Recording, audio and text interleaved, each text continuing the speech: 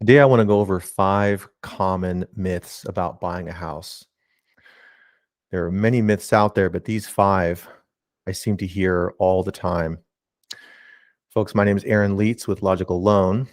If you're just joining us, thanks for stopping by. My goal with this channel is to provide simple, good, no-nonsense information for home buyers, real estate investors, anybody who's looking to potentially get some sort of a mortgage or home loan, and also information about local real estate markets. So let's jump right in. Number 1 is I have to have good credit to buy a house. Nothing could be further from the truth. Believe it or not, maybe that sounds counterintuitive, but the reality of the situation is that it depends upon the type of loan program that you're going after. I've seen people that were approved with a low 500 credit score, believe it or not, depending on the program. Lots of different types of programs out there require different criteria and different terms and conditions.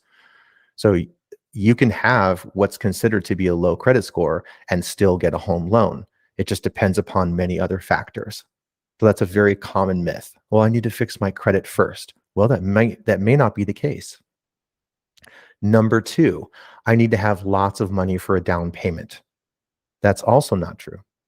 One counterexample to that are down payment assistance programs. Depending on your city, state, county, municipality, there may be down payment assistance programs where a lender will be willing to cover 3.5% down, as an example, for your down payment.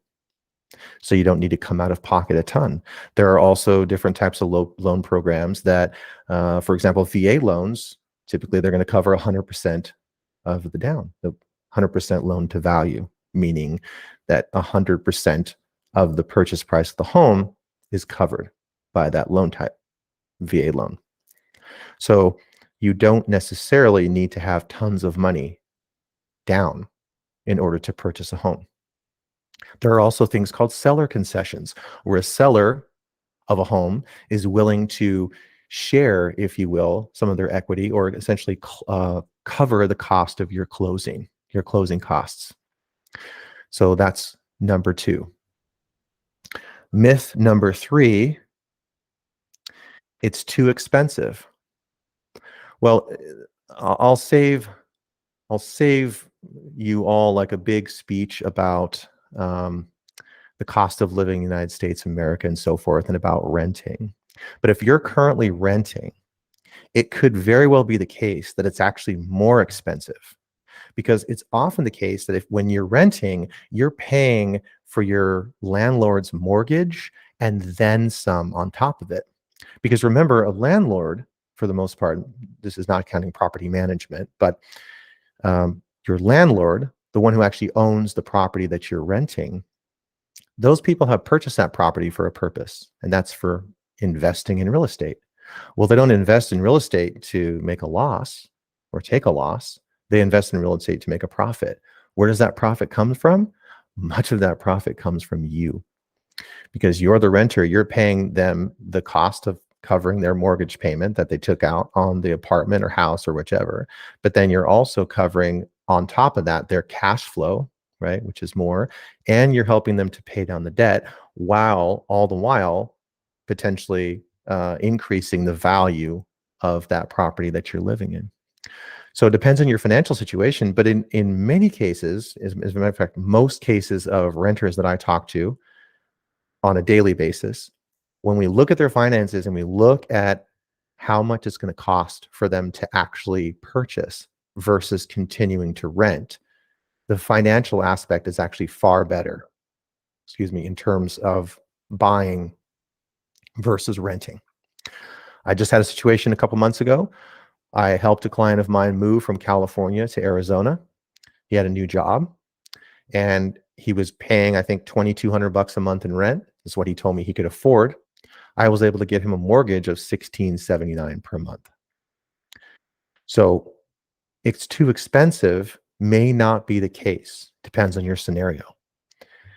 Number 4, it ties me down. I hear a lot of renters say this: I don't want to buy a house because it's going to tie me down.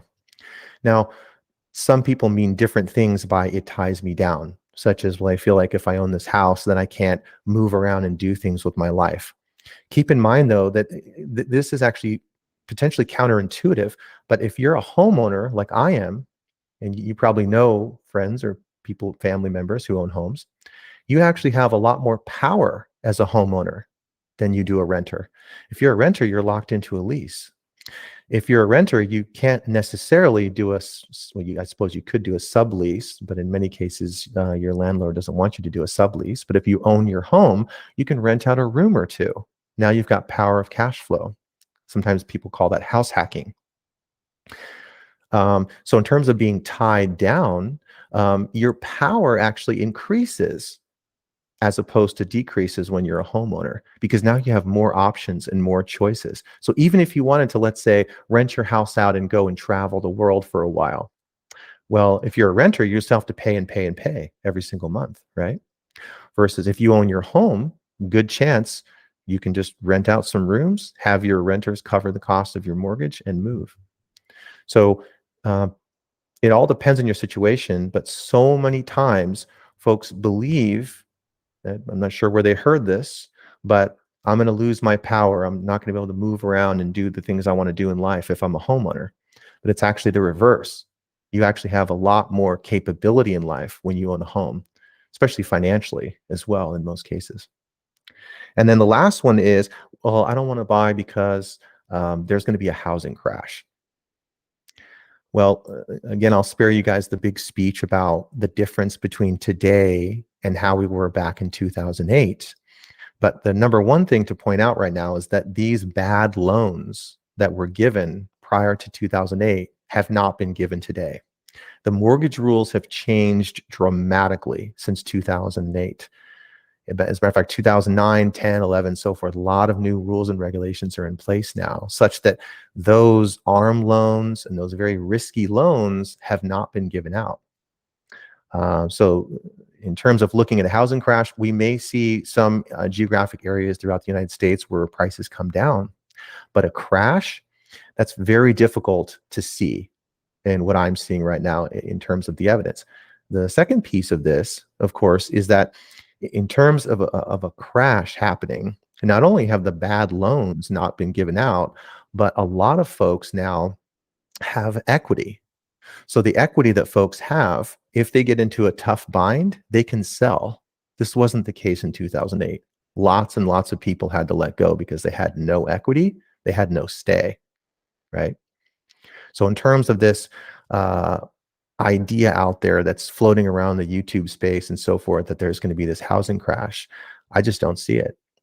The other piece about this is the low inventory. You're going to need an explosion of inventory in order for there to be a housing crash. And we just don't see it. I mean, so many markets right now, like this, especially in the right around $200,000 price point and below. I mean, there's still bidding wars for those houses. Lots of people are wanting to buy those houses very quickly. But even in the higher ranges, in the $500,000 and above and stuff, you're still seeing folks that have a high amount of demand. So in the US economy right now, there's a high demand for purchase. So to think I want to wait because there's going to be a housing crash, I don't see that.